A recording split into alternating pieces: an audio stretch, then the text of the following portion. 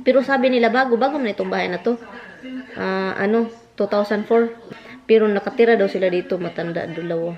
Sorry. Yeah, what happened? Please. Please. Please. Yung nagkumprontahan kami ng biyanan ko.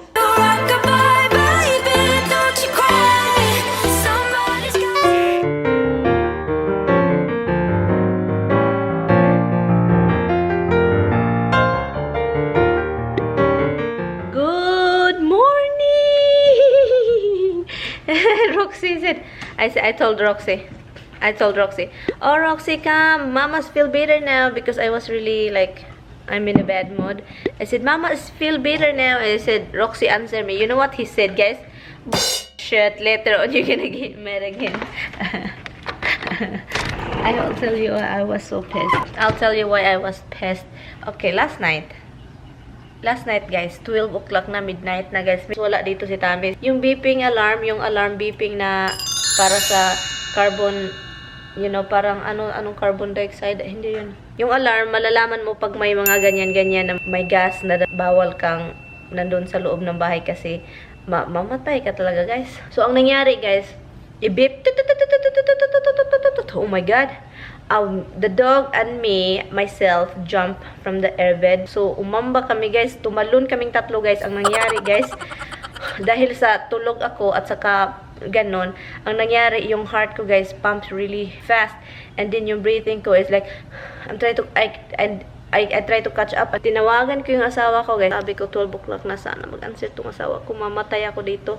Kasi hindi na talaga ako makahinga. Dahil nag-alarm yon at saka hindi ako makahinga, ang nasa isip ko na guys, mamamatay na ako guys dahil may hangin na nagdala ng gas, ng carbon dioxide, hindi na, carbon something. Anyway, so yun na ang nasa isip ko kasi ang hininga ko, I can't breathe, as in I cannot, hindi ko talaga maiwasan guys, hindi ako makahinga. Sabi niya, i-open mo yung window para may fresh na hangin na sa loob. So yun, inopen ko, hindi pa rin ako So pumunta ako sa bathroom guys. So nagpupo lang ako guys, naulian ko guys. Nasa isip ko, bako lang yun dahil na stress ako sa alarm.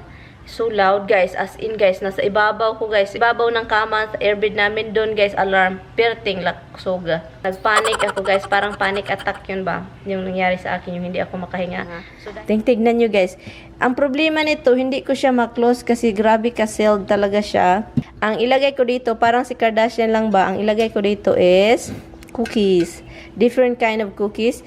This is cereal, this is Lucky Charms cereal, and this is pasta, linguine I think. Doon si Roxy ay nakahiga, kumakain ng bonsi-bonsi. Andun si Mysticals. Nasaan yung bones niya? Iniiwan yung bones niya doon.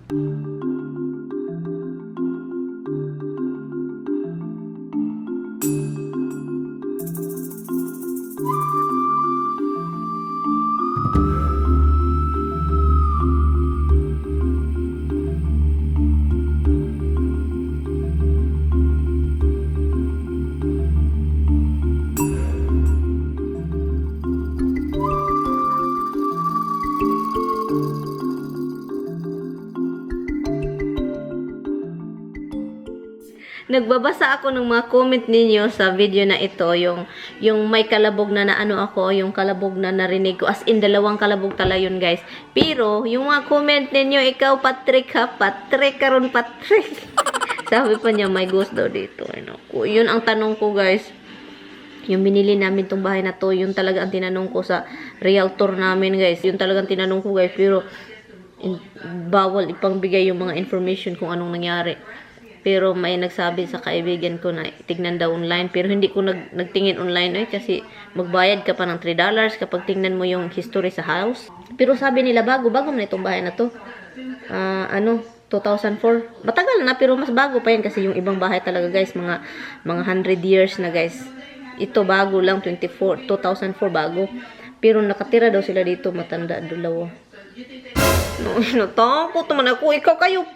Lalo na si Patrick ay. Kahit takot ako, gusto ko yung may mga ping. Kahit nag-i-edit ako guys, yung mga sound effect guys, nag-i-edit ako gabi. Ini-edit ko to kagabi.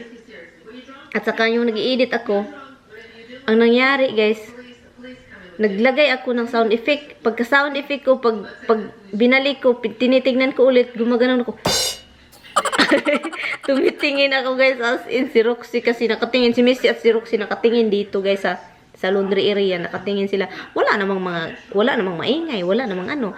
Saka nag-i-edit ako at saka nanonood ng TV. Ang nangyari, while I'm editing this freaking scary thing that may narinig akong dalawang kalabog, nag-edit ako kagabi.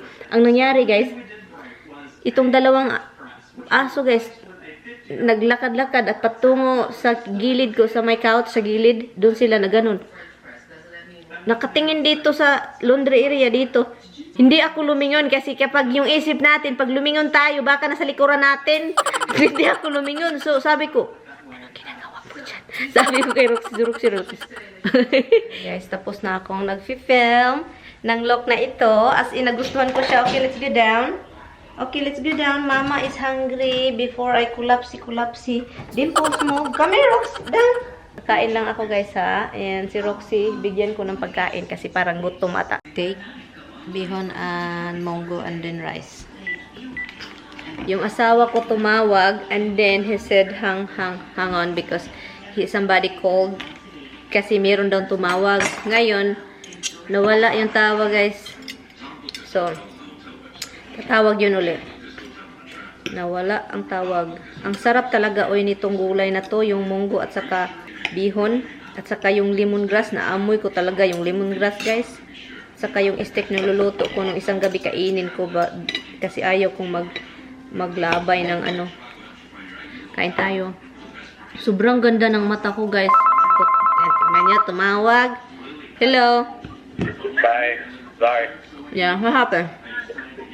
Nothing. I got a text. It was like a weird text. I didn't understand. It's like text I didn't get. It was like half a message.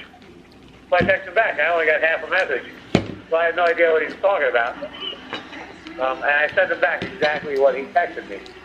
And he said, oh, my phone was doing weird shit. I said, all right, but I still don't know what he's talking about. So then he explained to me.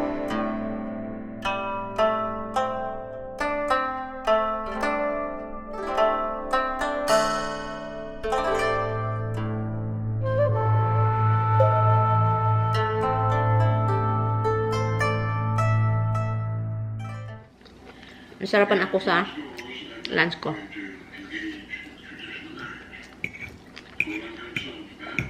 Gawin ko ito ulit. Itong munggo at saka bihon. Masarap siya. Kailangan ko talagang bumalik doon sa Asian store. Kasi ito, wala na akong last na itong yung malunggay. Last na ito. At saka masarap talaga yung malunggay, mga gulay. Sarap.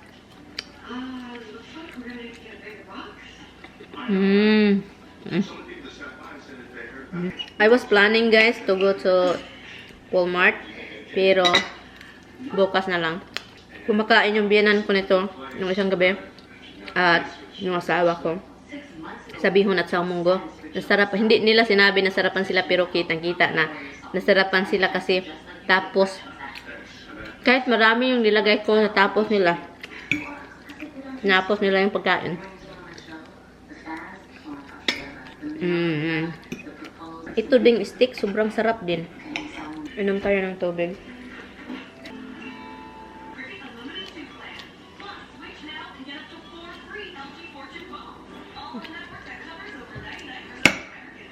Sarap talaga. Punta ako sa taas, guys, para magbihis. Andito lang kasi ako sa bahay, so hindi na ako, i-ano ko lang, mag-change na ako ng pangbahay at saka yun. Maganda talaga pag nakapangbahay ka na, guys. As in, sobrang komportable talaga pag yung pangbahay mo, yung suot mo, at saka maluwang-luwang, walang kaanik-anik ba yung parang pinipisa na yung tiyan mo, yun, feeling, maganda yung feeling na ganoon. At saka maganda yung feeling na maraming hugasan na hindi ko hinugasan pa. Noon hindi ako ganito guys, yung hindi, wala pa akong mga edit-edit ganito, mga mag-edit-edit ng video. Hinugasan ko sila agad, hindi na dito makaano. So ngayon, paghintayan sila mamaya hanggang feeling ko na, ano, okay na ako. Sige, hugasan natin while waiting sa mga aso ko. Kasi yung aso ko andun sa labas. At saka hintayin ko muna sila.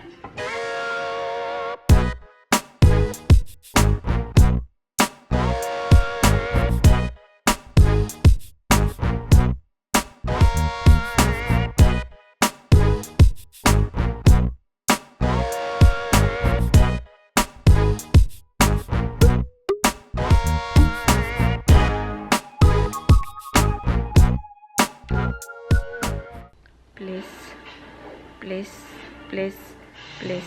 Yung mata ko masisira, yung makeup ko.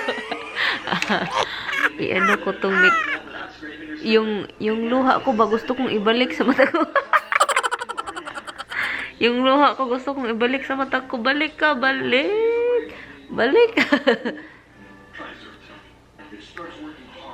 Tumitingin itong isa dito. Balik. Umaawas na talaga siya. Umaawas na. Dito din. Umaawas na sila.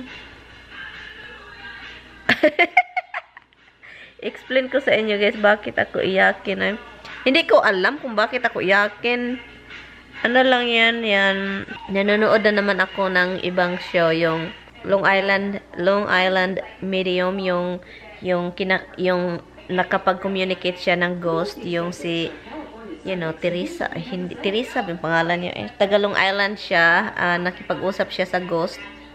Yung mga relatives na naiyak ako dahil umiyak si Teresa, umiyak yung medium dahil sa story, dahil sa binasa niya dahil nakipag-usap siya sa husband ng babae. Ay nako talaga, iyakin talaga ako guys. Yung may mga iyak-iyak, yung mga confrontation. Alam nyo ba guys, yung nagkomprontahan kami ng biyanan ko, grabe guys, before ako nakapagsalita guys, iyak mura akong baboy guys, iyak ako ng iyak, at saka tinatry ko talagang suoton ko siya kasi gusto ko. So yung nagkomprontahan kami ng biyanan ko, ang nangyari, iyak ako ng iyak guys. Gusto kong sabihin lahat ng gusto ko, pero kapag may nabibitawan akong salita na yung nasaktan ako, lahat-lahat na, iyak ako ng iyak guys. At saka na din yung kapatid ng asawa ko, siya yung parang middle namin ng biyanan ko. Yung biyanan ko hindi nagsasalita, puro lang ganun, ha? Ganun ba? Puro lang noise. Hindi siya nagsasalita kasi iyak na ako ng iyak. At saka nasasaktan talaga ako naman yung time na yun. Nilabas ko lahat. Wala siyang sabi. Wala siyang sinabi. Hindi nga siya naghingi ng tawad doon sa sinabi niya. At maraming nagsabi na, wag na, matanda na yan. Alam ko naman, pero sa ganun, para sa akin, importante talaga yun. Kahit matanda na siya. Dahil ginawa naman talaga niya yun, yung nasabi niya. Sinabi talaga niya yun dahil gusto niya akong saktan. So, yun.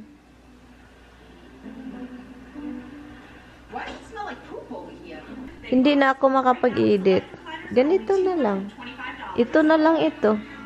Nag-i-edit ako, pero itong isa, gustong makisali sa pag-i-edit. Pagkaklingi na lang gid sa akong princess, oy. Gustong makisali. Ito ding isa. Gustong makisali. Gusto kang makitali, bebe. Makitali. Ito din, gusto din makitali.